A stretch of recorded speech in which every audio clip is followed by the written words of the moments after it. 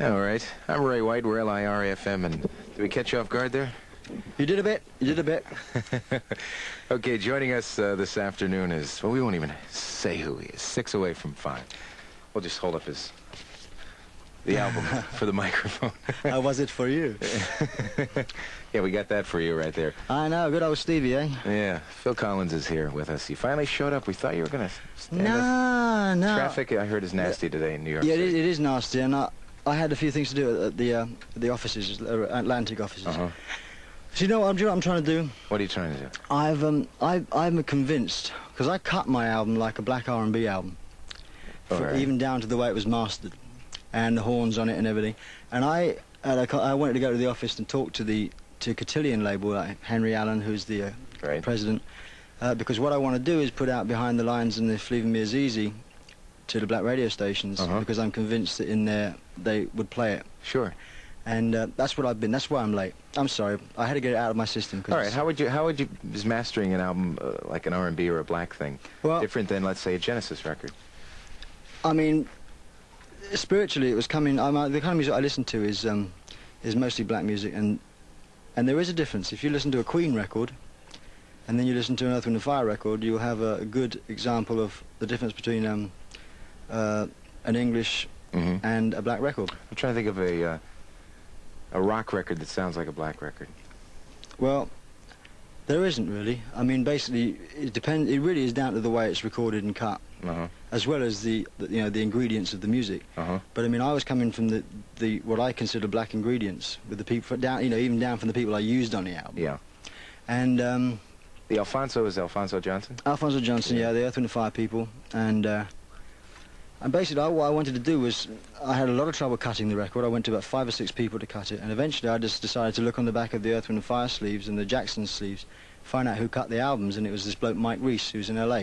So I rang him up and said, would you do it? And he said, yeah, and he did it, and I'm very happy with the result.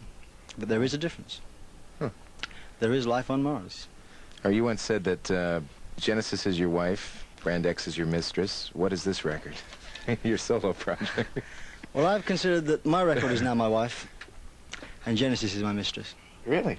Yeah, and I mean, I'm my own man now. I mean, I'm still with Genesis, and Genesis are very solid, more solid than ever. We've been getting a lot of phone calls since we started playing the record. They're worried. People are worried. Well, I've been actually, some of the press things have been saying ex-Genesis thing, but I mean, we've been rehearsing for 2 months for a new album, which is going to be very, very different, because we're using a different engineer.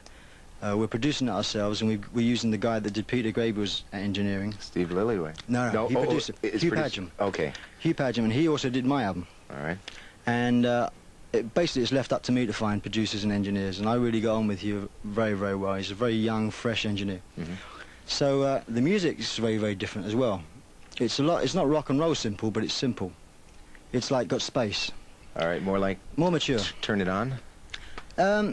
Well, the best tunes on Duke, we felt, were the tunes that we co-wrote together. Okay. And all this album, the new stuff, which could be a double, because there's an awful lot of material, is all co-written. So, and that really is one of the main things, because, I mean, I've got my outlet now for my songs, Tony's got his, Mike's got his, and we only come together to write together, and, because we like writing together, so we don't bother each other with our own material. Which is good. It means the band is back to like it used to be in a way. We're just writing together and bouncing off each other. Yeah, a lot more input or a lot more energy coming in.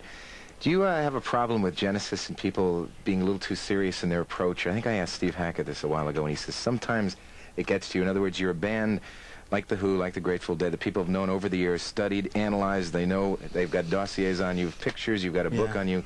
Too many preconceptions is a big problem. I mean, one of the reasons why I sort of become humorous on stage in between tunes is to take people off the edge of their seats and let them relax. But there are a lot of preconceptions about Genesis, which is, I mean, in England, for instance, I changed label for my own solo album to Virgin, because I wanted people to sort of completely divorce themselves from the Genesis thing.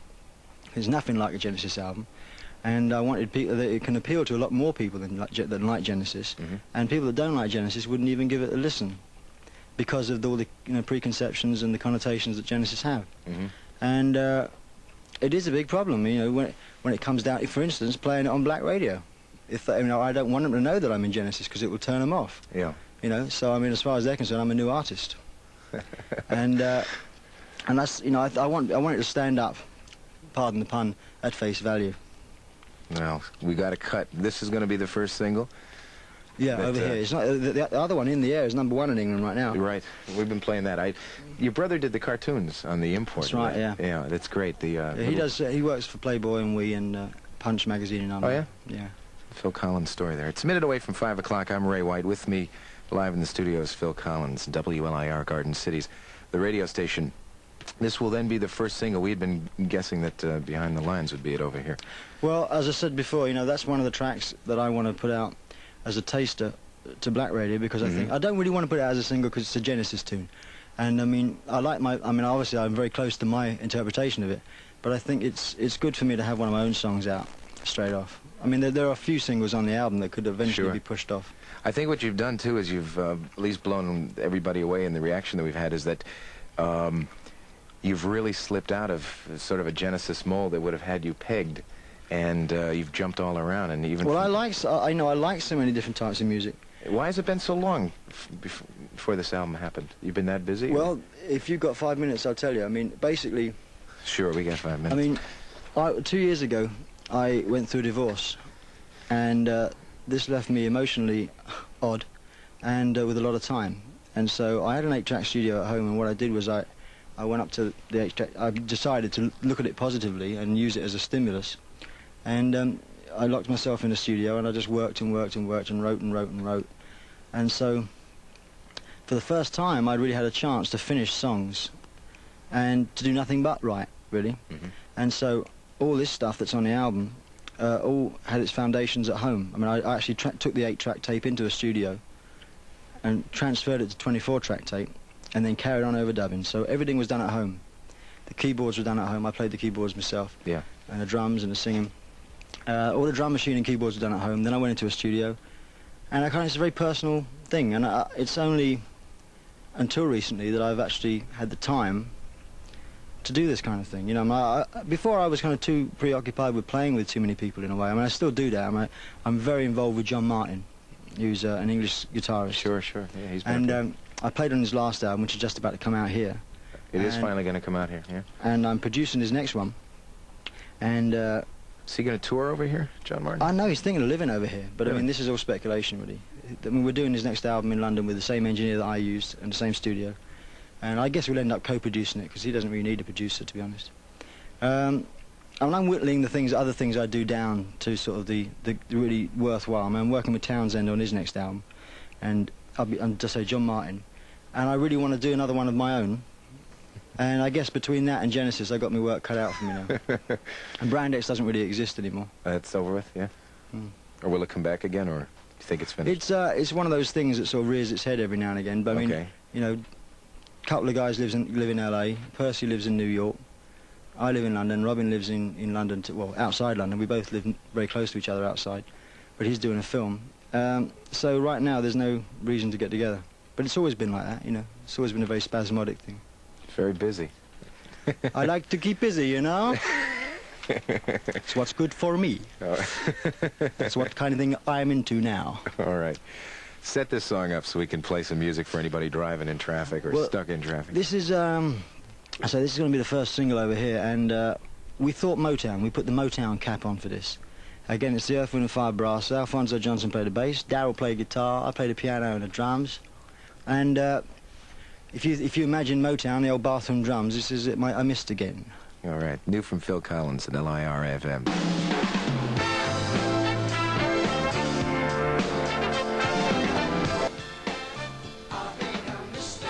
Phil Collins is with us. I'm Ray White and WLIR FM, and that's from the new album. And you know, it's such a difference between what's a hit single over here and what's a hit single over there.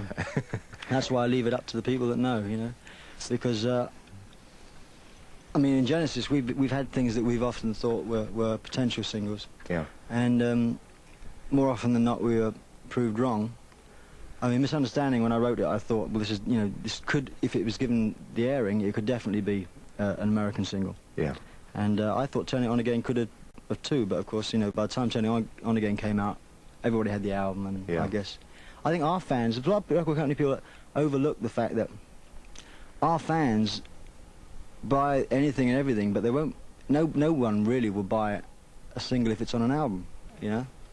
I mean, this works for us in England. I mean, anything that's before the album, they'll buy. But as soon as the album comes out, I mean, no one's got that much money to throw around.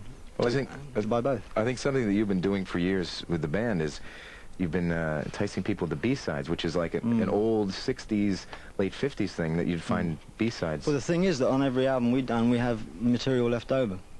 And that's what ends up on the B-sides? Yeah, I mean, the songs that don't actually fit into the format of the album, but nevertheless we liked enough to record, and we're not proud of them, you know, it's just that they couldn't fit on the album, which is another reason for doing a double album, you know, because we write so much.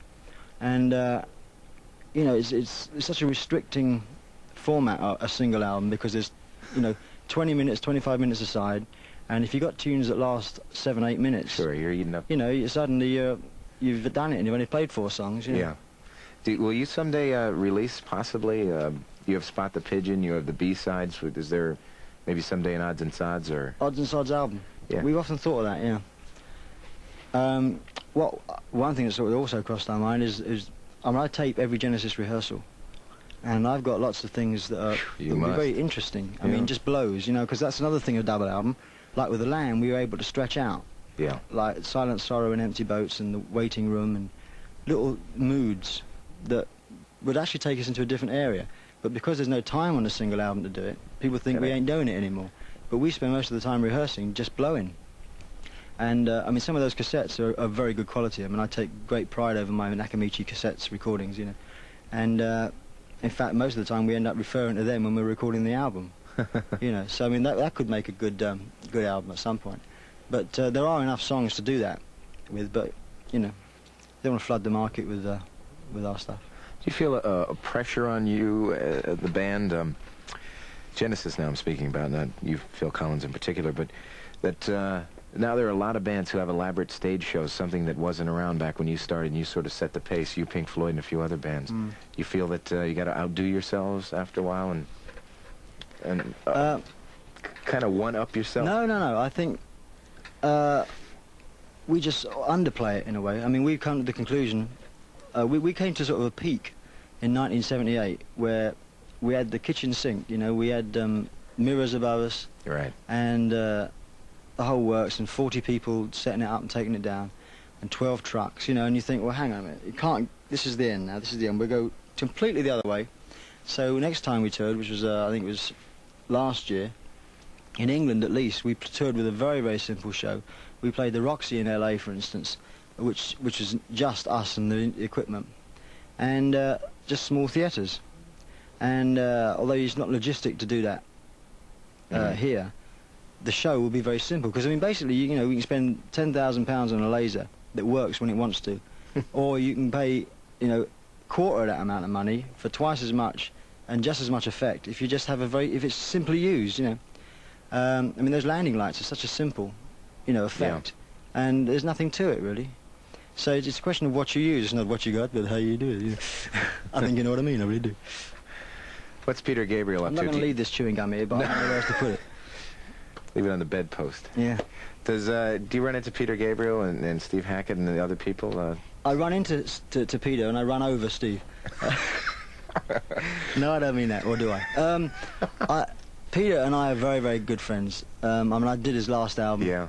And I was very proud of my work on that. I liked the album. I thought it was a very brave album. And we were in contact with each other. I mean, he rang me up and said, I liked your album. And I said, great, you know. I mean, so we were in contact with each other. And in fact, just before he recorded that, I actually played in a band with him.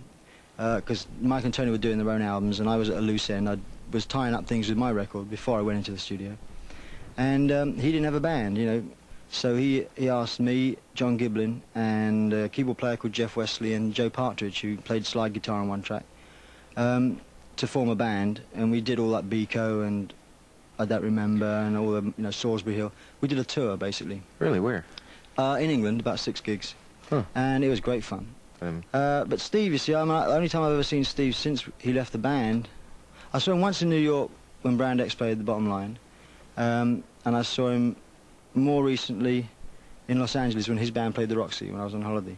And I didn't actually get to meet him at that point because, you know, the place was a zoo with Genesis fans, and I didn't really want to sort of get you know, trampled to death. And so I said, I sent a message, why don't you meet me up on the Rocks, which is the bar above the club. And his manager wouldn't let him come, which is a bit odd. I mean, there's some strange things going on between Steve and the band. I mean, you know, there's some legal stuff like writs and all that kind of stuff, and I don't know where I stand with him. He said a lot of silly things that I don't agree with. And it's very easy, you know, like, it's like when you've been with someone for a long time, been in a band for a long time, and you suddenly get out of the band, all those frustrations that you felt over the years, you suddenly let them out all in one go. Yeah, and an awful lot of bad feeling goes down. And we were very careful with Peter that, you know, it didn't happen. Yeah. But, I mean, to an extent, it did with him, too. I mean, I read some quotes the other day that I said a few years ago, and I don't believe I even said them. I did. I remember saying them, but I can't believe that I said it. Yeah. You know, I mean, there's one quote that I said where I know it's the wrong thing to say, but I hope Peter isn't successful. You know, and I can't believe I was stupid enough to say that, because, you know, but it was just at the time, you go through that. It's like a release. And I definitely don't mean that. I mean, I love the bloke. I listened to funny you should mention that, a John Lennon interview this morning. You know, it was done by David Wigg or somebody like that in '71. And Lennon remembers watching a film about Gilbert and Sullivan, and when they finally broke up, they didn't speak to each other, they fought, and he said, how could that happen? That's so silly. If we break up, that'll never happen. And he said, and there it was, it happened, and he said it was kind of ridiculous, the things that were said. And he said, of course they were ridiculous. All right. You going to tour at all? With the band or me? No, not with the band, but Phil Collins. Me, thing. well, there's an awful lot of logistics involved. Logistic is today's word, by the way. Oh, okay. There's an awful lot of logistics involved in this. I mean, I was spoilt by the amount of people, the class of people that played on the record, you know. I see what you're saying. And I wouldn't like to tour without them. Now, I've been to them all. I mean, Earth, Wind & Fire, basically, the horn section. I mean, they've been in touch regularly on a weekly basis, because they're going to do some stuff on the next Genesis album. And they want to tour with me because they enjoyed doing the album. So I said, well, when are you free? I got their dates free. I mentioned it to Chester because I'd get him to play drums. I played keyboards with Peter Robinson, helped me out. Darryl would play guitar, and Al Johnson would play bass. And Shankar would come along and play violin. So it's a great band. Great. But I mean, when someone's free, someone else is bound to be working. Yeah. And in between all this, I got a Genesis album to do, and the other thing, John Martin and Townsend and that. So there really isn't that much time, and the chances of everybody being free the same month. So I think I'm going to end up sort of waiting until I've got about 4 or 5 months off. Well, in fact, the other side of Christmas, I've got about 4 months in which we've all taken 4 months off, and Mike and Tony will start work on their own albums again, and I'll start writing again. We won't put them all out at the same time. So you're already talking about next... Yeah, next year. You won't believe it. We're coming here in November. I mean, I know what I'm doing, you know, when I'm 64. Amazing. Can I play the single? It's, what is it in England this week? It's not, well, today I heard they went down to 4, but it's had 4 weeks. It's had 4 weeks up in the top 3, so I'm not proud. I mean, I'm very pleased with the way it went. It's number 1 in Melody Maker and NME, and it's number 2 in Sounds, but I say it went down to 4 today. And the single is, we have the single queued up. It's slightly different than what will be on the album. It's slightly edited from the album, and it's got I added some drums to it specifically for the single release. Okay. It reminds me a lot of the Gabriel, some of the work that you did on the Gabriel album. This is another thing. I mean, the tracks I did with Peter, again, we used the same studio, same engineer, same room, same drums, same drummer, and the drum sound, for instance, is most like Intruder. Yeah. And I did Intruder. I mean, the way that came together is bizarre. I mean, we were getting a drum sound together for another song, and as Hugh, who was mucking about, just distorting and mucking about, and generally sort of mucking about with the drum sound, I was hearing it in the cans, and as it became more and more like the sound you hear on the album, I started playing a pattern that sort of fitted with the sound. And Peter sort of put his finger on the button and he said, listen, give me 10 minutes of that, I like that. So I just sat there for 10 minutes and played it, just the same rhythm, not deviating from it at all. And then he took it away, and he had a song called Intruder that he put on top of that rhythm. So when people say it's very Gabriel, I mean, Yeah, you threw me a look. I understand exactly what you're talking about. It's as far as I'm concerned, the thing it's like about Peter's album is me anyway. Exactly. So it's half a dozen to 1/6 of the other. And he, because he released it first, people were... Yeah, well, he had the same paranoia because Duke came out, and Tony has always used that Yamaha piano, electric piano, the grand piano. Yeah, the grand piano. With a harmonizer, a chorus box. He always used that sound, and Peter's uses it as well because it's a nice sound. And I mean, I lent Peter my drum box, right, which he used on his album. He said to compose a lot of the tunes. He said he used the rhythm machine, yeah. And so did I, you know. I mean, it's like there is common ground, but I mean, it's just very dodgy when you say who did it first, because I mean, our record came out first, but I lent it to him. But people think he's more respectable than us, and so they think we copy him. You know, it's I understand. It's a tricky situation. Okay, this is the single. We still love each other. Phil Collins at WLIR FM, 5:17.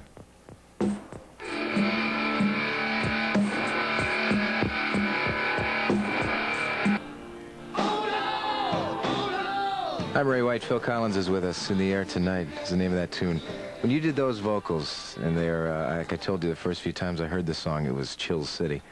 What do you do when you do vocals to get inspired like that? And Well, that is actually my best vocal I've ever done.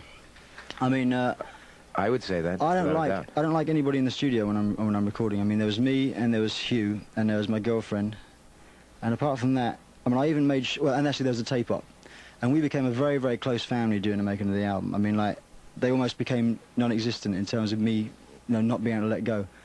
What happens? I mean, I don't like. There's a thing that's starting to happen now with lady tape ops.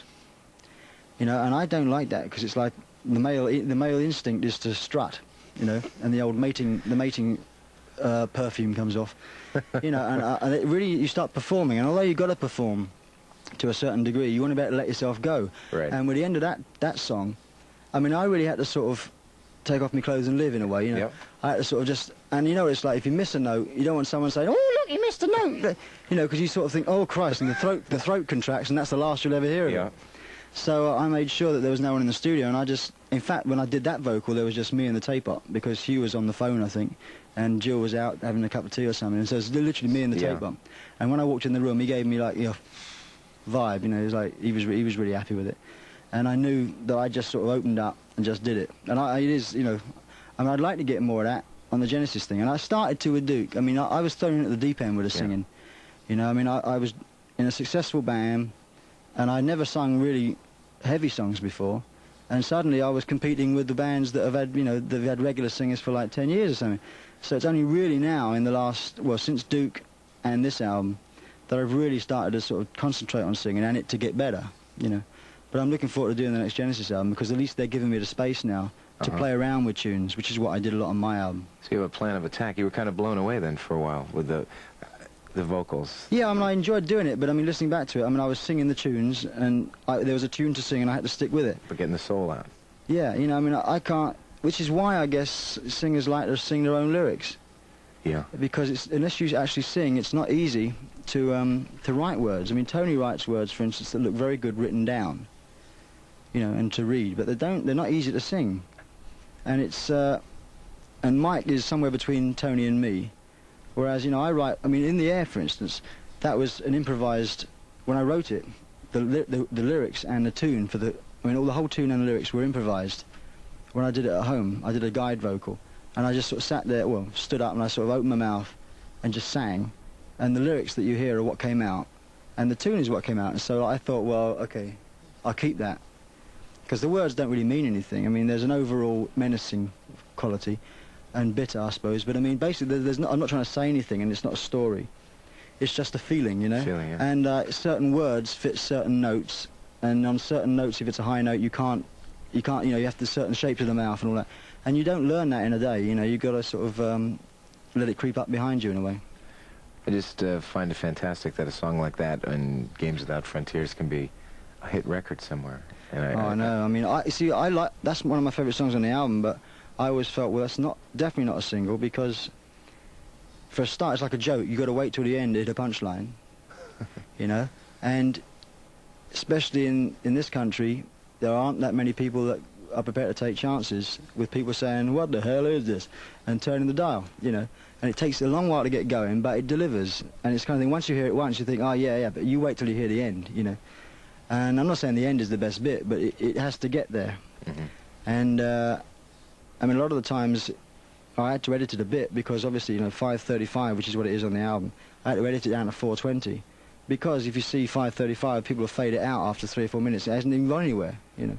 should get the old trick that Phil Spector did with He Lost That Lovin' Feeling. It was really 352, and he wrote 304 on the record, and they faked everybody out. Right. I'll do that, actually.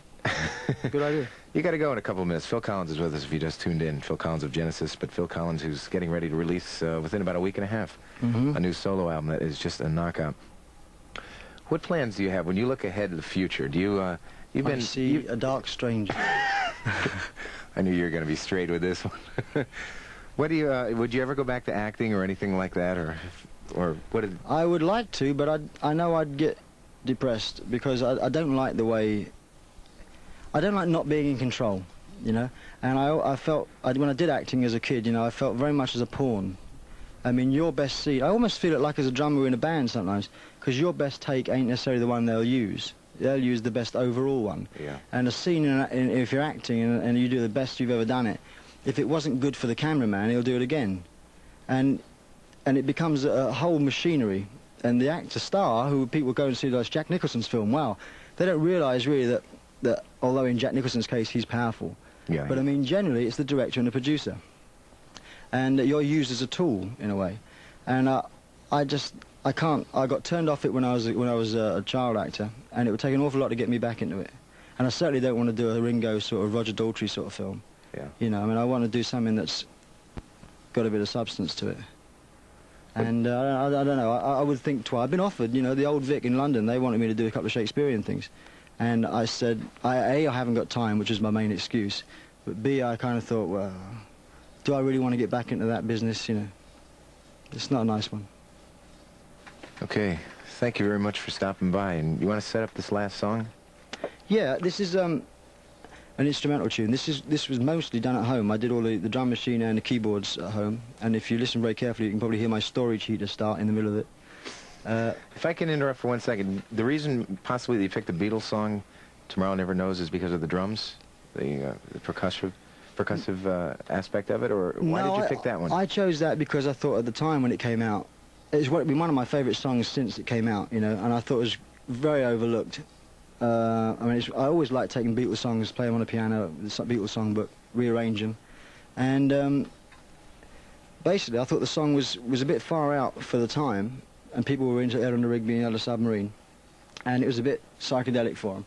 And what my version was really, it was done well before Lennon got murdered. I mean, it's ironic that it happens to come out not so long after he got shot, but...